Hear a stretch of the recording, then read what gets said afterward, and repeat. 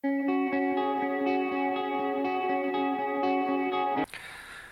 ¿cómo andan? Un gusto saludarles nuevamente, reencontrándonos con los estudios de Apocalipsis, algo sumamente trascendente, algo de estos tiempos como nunca antes, ¿no? Creo que la avidez por esto es de todos, ¿no? Por eso quédate ahí con nosotros, vamos a estar compartiendo otro capítulo más de lo que hace a esta temática tan importante, tan de estos tiempos, ¿no? Frente a todo lo que se está viviendo, la avidez va creciendo, la sensibilización en este sentido y en esta dirección también va en aumento.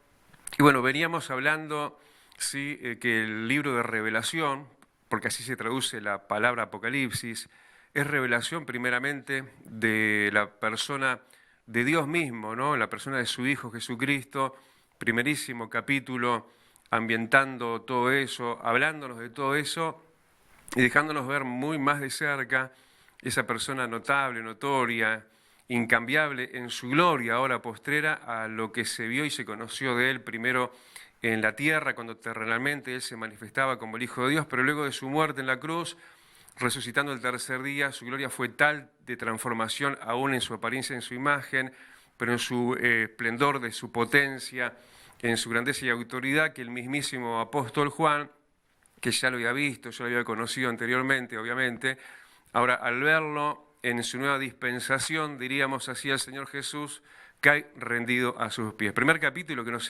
llevaba y nos enseñaba también a nosotros a hacer eso, ¿no? Ser personas que van descubriendo más grandeza, más notoriedad de gloria en el glorificado, en el que estuvo muerto, pero aquí que vive y está llamando también hoy a la puerta de tu corazón.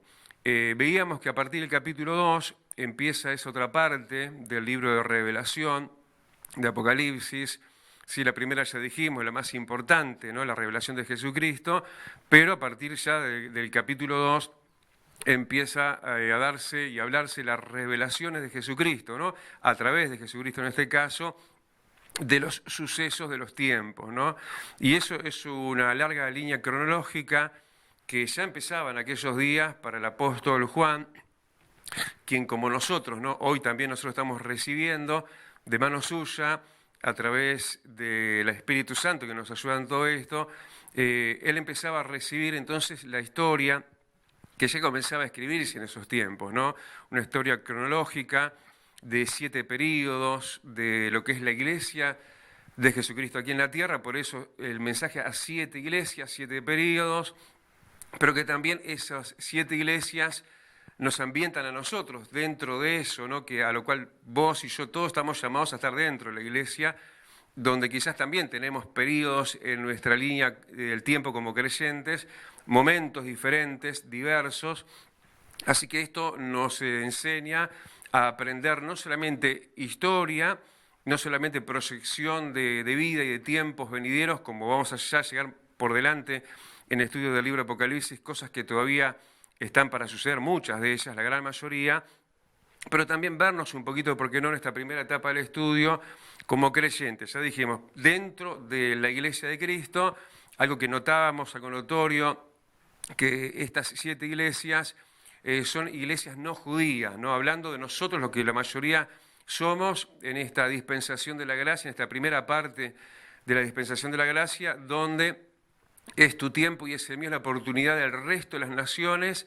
Entre tanto y mientras tanto, Israel está endurecido en parte nada más porque todo ojo lo verá, y aún los que lo traspasaron allí en la muerte de la cruz, bueno, y todo Israel va a ser salvo. Bueno, pero todavía eso no llegó, va a llegar, pero entre tanto eso dura nuestro tiempo, el tiempo de las iglesias no judías, de los creyentes, que de las naciones hemos sido reunidos y estamos siendo reunidos y congregados en uno, y ese es Jesucristo, y de quien ya te hemos hablado, ¿no? El Cristo glorificado de Apocalipsis, capítulo 1, donde ahí vemos la magnitud de la grandeza y una imagen por momentos simbolizada, tratando de darse a explicar en una manera entendible para nosotros, pero una imagen definitiva que excluye otras imágenes, aunque estamos descartando lo que es imágenes, ¿no? Pero estamos diciendo en cuanto a la concepción de quién es Jesucristo, y que tiene que encuadrarse dentro de lo revelado de él, ya dijimos como en el capítulo 1.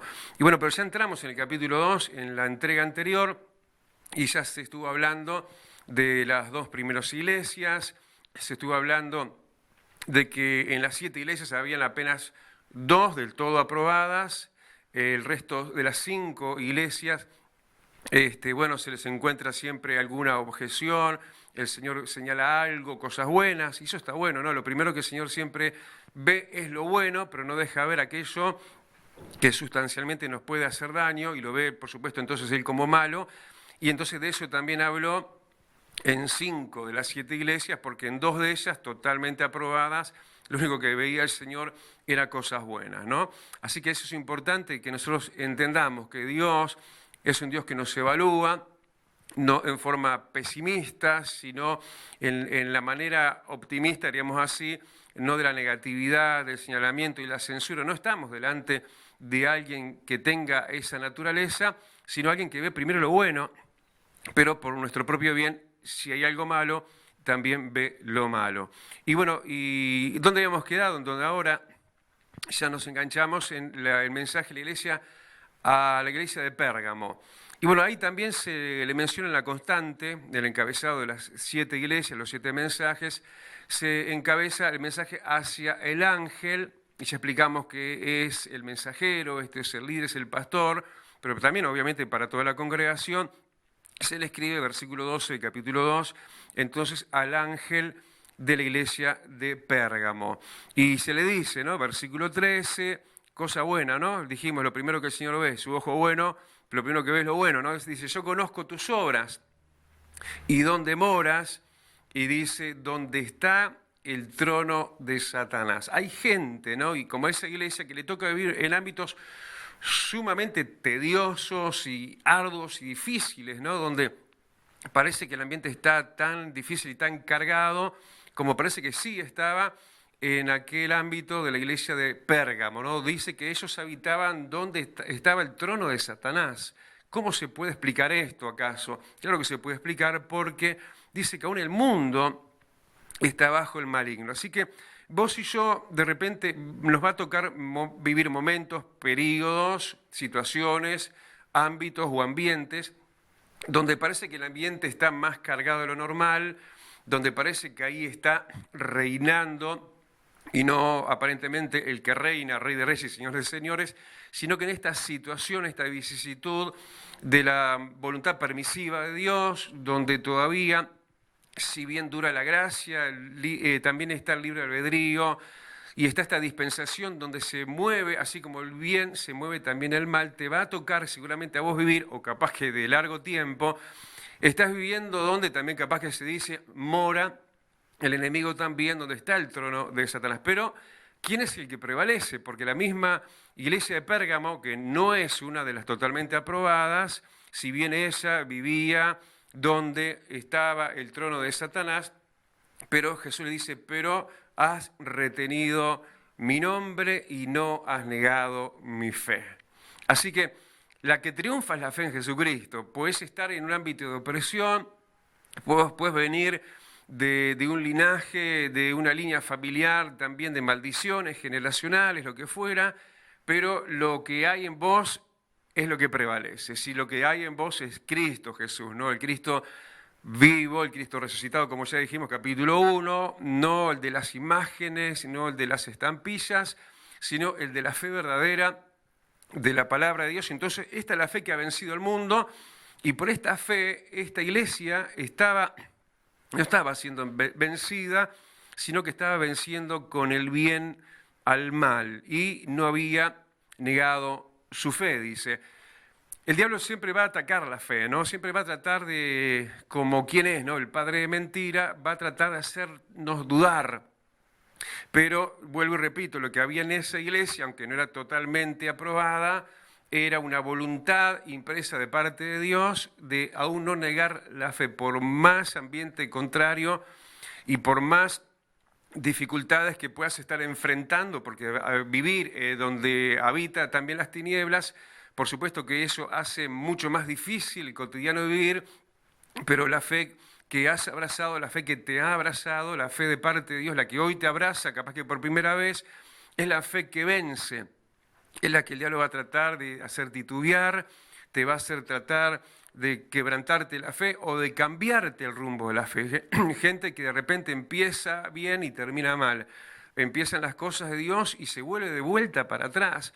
O que se desvía, sí, porque en definitiva yo creo se permiten de ser desviados, porque si ellos pudieron, seguro que vos y yo también podemos.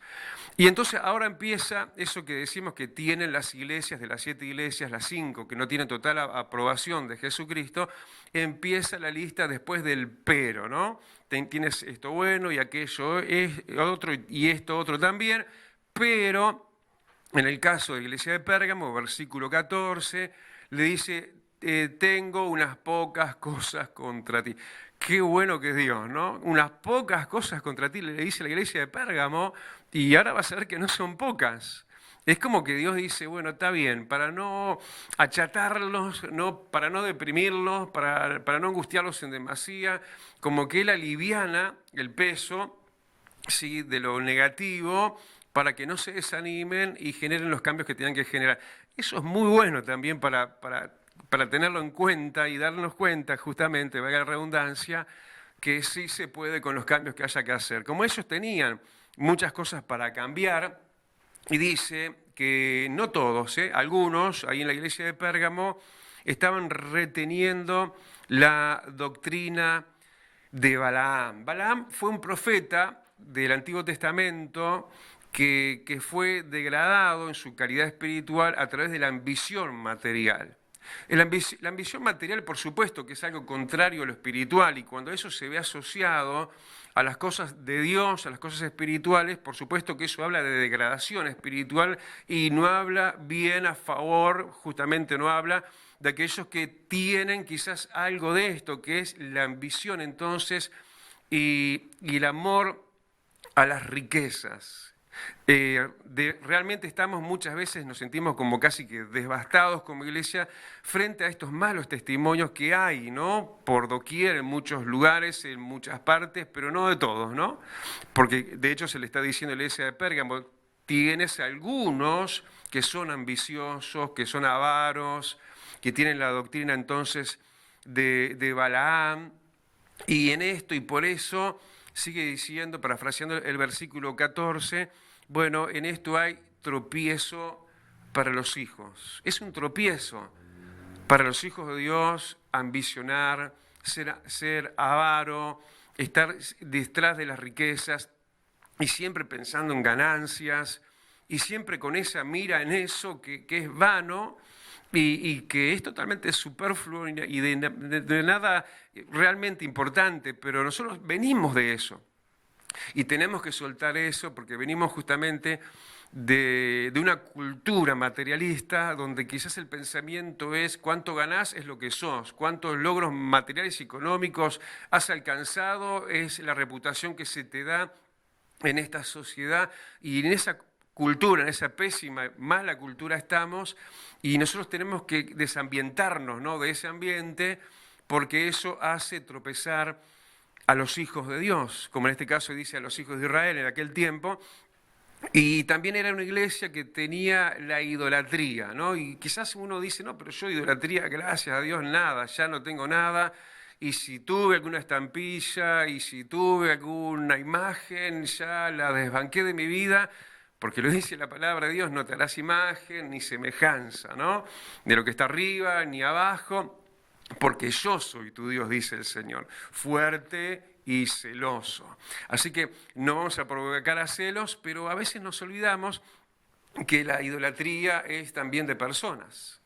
Y esto nos empieza a encuadrar, ¿no?, en ciertos tipos de iglesias, entonces iglesias que pueden estar siendo tras las ganancias económicas, puro tema económico, doctrina de prosperidad, por ejemplo, pero también idolatría de la gente, gente que se hace idolatrar, gente que permite el ser idolatrado, que se ponen y se levantan como casi dioses, semidioses, y le falta poco para ser como Cristo, Y uno mira así con ceño fruncido y bueno, el Señor más que solo con eso, ¿no? Están mirando a esta iglesia que tiene esas características y además la última, que está ahí también al final del versículo 14, una iglesia donde había inmoralidad, una iglesia donde había fornicación, codicia, pensamientos sucios, miradas cruzadas entre unos y otros para codiciar, y más que eso, sino para concretarlo, aunque sabemos que el Señor Jesús lo enseñó, que el que mira a una mujer o la que mira a un hombre para codiciarlo se adulteró en su corazón. Así que de eso tenemos que cuidarnos y de eso de a poquito, capaz de menos a más, se descuidaron la iglesia de Pérgamo y el Señor los desaprobaba, como también por esto último que dice el versículo 15, y como decía, ¿no? Esto parece asignatura de un tipo de megas iglesias, que puede ser, y ojo, no estoy censurando lo que son megas iglesias, uno desearía, sí, que la iglesia de Cristo todas, ¿no?, sean multitudinarias, y creo que a eso estamos apuntando, pero de estas cosas tenemos que cuidarnos, ¿no? Cuando de repente, además, lo que había en esta iglesia de Pérgamo era clasismo. La doctrina, como se menciona acá, de los nicolaitas, clasismo. Y clasismo está en que, bueno, una clase superior, una élite, el staff y ese tipo de expresiones, faltas de humildad y faltas, en definitiva, del único clasismo que, si así se le puede llamar, tenemos, que es que somos todos iguales ante Dios. Sí, no hay rangos, no hay mayores, ni menores, ni del medio. No, somos todos iguales. Aún los pastores somos un creyente más que dentro del pueblo Dios nos separó, nos apartó y nos puso en esta área de servicio que nos hace singulares y mayores. No, porque ¿quién es mayor? Dice la palabra. El que está sentado, y bueno, olvídense que hoy yo estoy sentado, ¿no? Normalmente estoy parado. ¿Quién es más importante? ¿El que está sentado y es servido o el que está parado? Generalmente como uno predica, como predicador, predicamos parado, hablando como del mayordomo y el que es servido por el mayordomo. Y bueno, ¿quién es mayor? El que es servido. Bueno, si vamos al clasismo bíblico, el pueblo, todos son mayores que aún de los que estamos en servicio, de los que estamos sirviendo.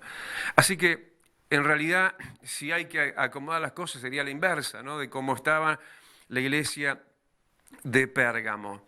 Y por estas cosas el Señor la desaprobaba. Pero vamos ahora al mensaje a la siguiente iglesia, la iglesia de Tiatira. Recuerden, son 7 mensajes, 7 iglesias, 7 períodos, 7 iglesias reales, locales, que tienen que haber existido seguramente, pero también aplicados a nuestros días, y no solamente para ver que en este proceso que venimos, que vamos avanzando iglesia tras iglesia, vamos avanzando en el tiempo también, porque esto nos va llevando en periodos eclesiásticos, en tiempos de la iglesia de Cristo, sí, a los tiempos venideros y actuales, ¿no? Como que vamos a ir llegando a eso y no todavía. Pero todas estas cosas, como ya lo habíamos visto hasta este momento, son aplicables también, ¿no? Como por ejemplo el caso de la iglesia de Éfeso, que habían perdido el primer amor, el caso de la iglesia de Esmirna, una iglesia aprobada, pero de mucho sufrimiento y tribulación, y que no es que le esperaban menos sufrimiento, sino que todavía le faltaba un poco más de ser probados y ser fieles hasta la muerte, ¿se acuerdan? Bueno, la iglesia que acabamos de ver, la iglesia de Pérgamo, pero vamos a ver la iglesia de Tiatira ahora.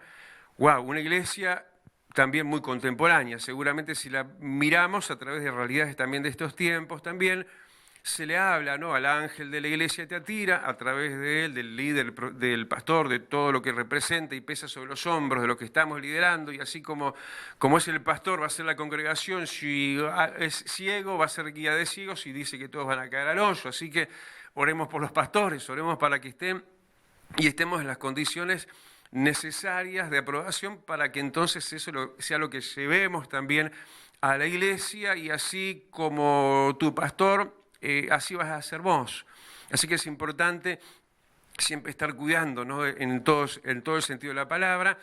Y a esta iglesia de Tiatira, bueno, el Señor se le presenta un poquito más rudo, ¿no? De hecho, cuando se presenta, le dice que le está hablando y escribiendo, bueno, es el Hijo de Dios, versículo 19, y le dice, el que tiene ojos de llama de fuego, que dice, mirá que yo lo veo todo. mirá que mis ojos son luz y yo lo estoy viendo y son como llamas de fuego. Y ojo, y además le dice, y mis pies como de bronce bruñido, como que él estaba ahí, pero bastante entonado y enojado el Señor. Y vamos a ver por qué. Si bien tenía, y como decimos el Señor siempre, bueno, ¿no? Y mirando primero lo bueno, dice, yo conozco tus obras, una iglesia de obras, una iglesia de amor también, una iglesia de fe, también sigue diciendo de servicio y de paciencia. Y algo importante, dice que tus obras postreras son más que las primeras. Maravilloso, ¿no? Contrario un poco a la iglesia de Éfeso. Éfeso había perdido su primer amor. No, estos estaban mejor en cuanto al servicio. ¿Sí? Sus obras, su tarea, su trabajo postrero era mejor que el primero. Pero tan bueno el Señor sigue alivianando la carga para no desestimular a los cambios. Cuando empieza a mencionar lo que no estaba bien, le dice, pero tengo, dice, unas pocas cosas contra ti. Y vamos a ver que acá también el tenor no es liviano. Acuérdense, el Señor se presenta como con ojos de fuego. Eso ya no me está gustando. El Señor está como enojado. Sus pies como bronce refulgente, está resplandeciendo su autoridad y como Él pisa con fe, como Él se apersona con autoridad, como dice, con pies semejantes al bronce bruñido, versículo 19, para ahora decir, bueno, qué cosas tenía Él contra la iglesia de Tiatira. Dice que toleras, primera cosa que le dice que está mal, la tolerancia. Por supuesto que la tolerancia no está mal cuando uno tolera y lo que tiene que tolerar, está mal cuando uno tolera lo que no tiene que tolerar. Y acá está diciendo que estaba mal porque estaban tolerando el pecado. El pecado no hay que tolerarlo, ni en uno ni el pecado ajeno. Si cuando eso de alguna forma nos daña a nosotros, nos influencia a nosotros, con el pecado no podemos entonces de ninguna manera tolerarlo, de ninguna manera, porque de hecho ellos, la iglesia de Tiatira, dice que estaban tolerando el pecado, ¿no? Y eso es algo con lo cual uno no tiene que coincidir ni coexistir, sino que tenemos que ser intolerantes con el pecado, porque el pecado no era tanto de ellos, sino que ellos estaban tolerando a una persona que estaba obrando mal. Tal mal, ¿sí?, como se le menciona y se le hace referencia como Jezabel. Jezabel es un nombre que resuena, ¿no? Es el nombre de aquella malvada mujer. ¿Por qué malvada? Vamos a ver, la esposa de Acab. Porque además de que ella tenía fundamentos espirituales malos y pésimos, era una mujer que se había sobrepuesto sobre su marido, sobre su esposo, el rey Acab. Un rey entonces que había bajado la cabeza en el sentido que había cedido espacio y lugar, en este caso a su mujer, y esto el Señor no lo vio bien, lo vio mal y como que esto era algo intolerable, ¿no? El hecho que en esta iglesia, la iglesia de Tiatira, estaba tolerando, dice, y mirá en qué términos, ¿no? Tengo contra ti que toleras a esa mujer, Jezabel, ¿no? Jezabel, entonces, que encierra esas cosas que ya te dije, ¿sí? Encierra, entonces, dominancia sobre el hombre, la mujer, feminismo, ¿sí? Matriarcado sobre el hombre. Sobre un hombre, entonces, que no estaba posicionado bien. Acab no fue un rey bueno, justamente por esta razón también, porque fue permisivo en lo malo, en cuanto a su mujer, en cuanto a su esposa, que ejercía señorío sobre él mismo. Sí, esta mujer que dice ser profetisa, como que se admite ella, se adjunta a ella una titularidad ministerial y espiritual que en verdad entonces no la tenía, porque si el Señor dice, se dice ser profetisa, el Señor está diciendo entre líneas, no lo es. Y ella en esto estaba dañando, estaba influyendo para mal. Había gente que se estaba dejando contaminar y seducir y llevar por todo esto sin poner cuestión en el asunto. aunque vaya cuestión, ¿no? Hay cuestiones en el asunto, hay antecedente malo en esto, Jezabel misma, el ejemplo tomado simbólicamente, pero estos, y aún mismo dice que son siervos de Dios, estaban dejándose llevar por eso, y dice, y le he dado tiempo para que se arrepienta, pero no quiere arrepentirse. Entonces esto Dios lo iba a dejar incambiado. No, dice, yo la voy a arrojar en cama a ella, a gran tribulación. Esto me está hablando de lo que queremos todos llegar pronto en este estudio, y es hablar de la gran tribulación. Parece que esta doctrina, feminismo, ¿sí?, las mujeres sobre los hombres y todo esto que es una ideología de este tiempo, es una agenda de este tiempo, metida en la iglesia también, es algo que al Señor le desagrada tanto que lo asocia esto con gente que se va a quedar en la gran tribulación por esto. Yo la voy a arrojar a ella, a la cama, y dice, para que se arrepienta, pero también dice, en gran tribulación a los que con ella son parte de esto y no se arrepienten. También una iglesia que se había metido doctrinalmente en lo que no tenía que meterse, en las profundidades de Satanás, y el Señor como que desecha eso, porque no estamos llamados sino a reprender al diablo, nada más que a eso. No estamos llamados a hablar de él tanto, ni vieron que no estamos permanentemente, ni mucho menos hablando del enemigo. Estamos llamados a esto, a hablar las virtudes de aquel que nos llamó de tinieblas a luz. Así que esto es la parte más que sustanciosa para este día, ¿no? Mira, dos iglesias enormes en cuanto a contenido, como para quedarnos así medio casi que empachados.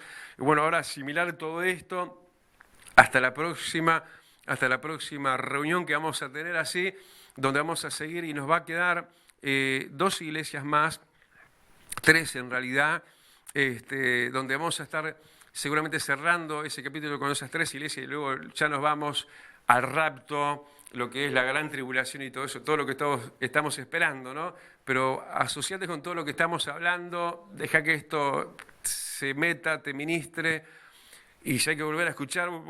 Sé que por momentos vamos un poquito rápidos porque no queremos ir tan lentos, para llegar a tiempo a lo que todos también queremos llegar, pero esto es algo en lo cual Dios está llegando seguramente a nuestros corazones. Un abrazo grande y hasta cualquier momento. Dios te bendiga mucho.